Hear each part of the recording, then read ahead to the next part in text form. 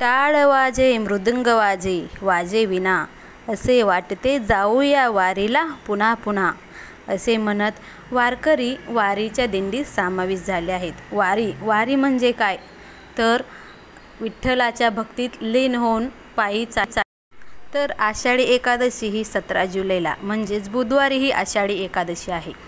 तर आषाढी एकादशी दिवशी आपल्याला एका ग्रंथाचे पारायण करायचे। त्या ग्रंथाचे पारायण केल्यानंतर आपले सर्व दारिद्र्य हे संपेल, असं म्हणतात की तुमचं 7 जन्माचं दारिद्र्य संपेल, 42 पिढ्याचा उद्धार होईल, असं हे पारायण आपल्याला करायचं आहे। तर महाराजांचं काही उपकार आपल्यावर असतात आणि ते फेडण्यासाठी आपल्याला जन्म घ्यावा लागतो। म्हणजेच आपल्याला हे जन्म महाराजांचा उपकार म्हणजे कुणाचं काहीतरी फेडण्यासाठी जन्म घ्यावा लागतो असे म्हणतात की जरी तुम्ही कुणाचा 1 रुपया जरी उधार घेतला तरी त्याचं ते ऋण फेडण्यासाठी आपल्याला जन्म घ्यावा लागतो। तर हे ऋण हे किती ऋण हे 5 प्रकारचे ऋण असतात। मनुष्य ऋण, देव ऋण, पितृ ऋण, ऋषी ऋण आणि भूत ऋण, हे 5 प्रकारचे ऋण आपल्याला असतात आणि ते फेडण्यासाठीच आपल्याला या पृथ्वी तलावर जन्म घ्यावा लागतात। प्रत्येकाच्या कर्माची फळं वेगळी असतात। काही आता बघा ना, काही जण काय म्हणतात, एखाद्याचं जर चांगलं झालं नाही तर ते काय म्हणतं, माझ्या ह्या मागच्या जन्मी काहीतरी पाप केलं म्हणून मला ह्या कर्माचं मला फळ भेटलं। पण तसं काय नाही, तुम्ही या जन्मात चांगलं कर्म करा, तुम्हाला त्याचं फळ पण नक्कीच भेटेल। काय माहीत तुम्ही मागच्या जन्माचं तुम्ही काय घेऊन बसलात, तुम्हाला काय माहीत तुम्ही मागच्या जन्मी काय पाप केलं होतं ते। म्हणून तुम्ही या जन्मात तरी चांगलं काम करण्याचा प्रयत्न करा। चांगलं काम केलं तर महाराज तुमची साथ कधीही सोडणार नाही। मग तुम्ही ते मागच्या जन्मी काही केलं हे आपल्याला काही माहीत नसतं। त्यामुळे सध्या तरी तुम्ही चांगलं काम करा, वर्तमानात जगा आणि हसत खेळत जगा। चांगलं किंवा वाईट हे आपल्याला नक्कीच कळतं। तर आपल्याला हे ऋण फेडण्यासाठी कोणते सेवा करायच्यात तर सर्वात मोठा दोष म्हणजे कुठला तर पितृदोष। 99% लोकांना पितृदोष असतो। पितृदोषामुळे विवाह जमत नाही, मूल न होणे हे त्यांचं कारण असतं। तर आता 17 जुलैला आषाढी एकादशी आहे, तर आपल्याला सर्वात मोठं पारायण करायचं आहे। त्यामुळे तुमच्या घरावर जर पितृदोष असेल तर तो पितृदोष निवारण ह्याने नक्कीच होईल। तर हा ग्रंथ कोणता तर हा ग्रंथ आहे भागवत ग्रंथ।